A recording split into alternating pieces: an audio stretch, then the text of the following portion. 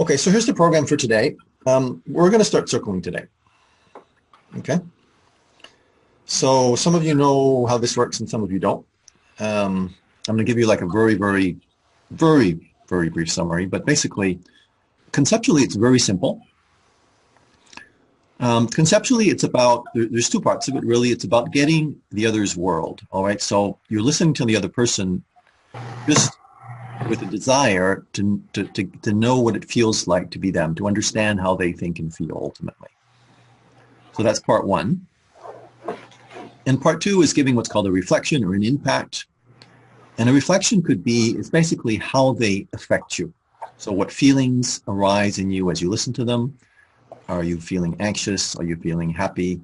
Are you feeling tight in your stomach, in your throat? You know, whatever arises in you in relationship to them is potentially valuable information for them because you're entering what's called we space. So circling basically is tuning into the we space, which is the relational field that exists between two people.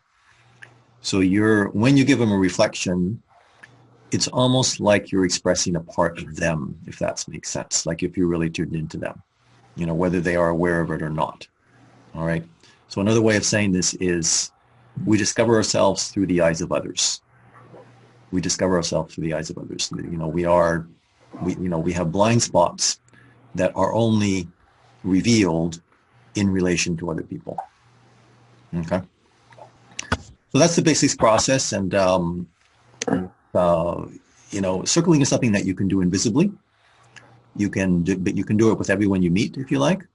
You don't have to tell them that you're circling them, right? You know, circling is ultimately just sharing appreciation, impacts, reflections, you know, sharing things that make them feel seen and cared for. So you actually don't need their permission to do this, all right?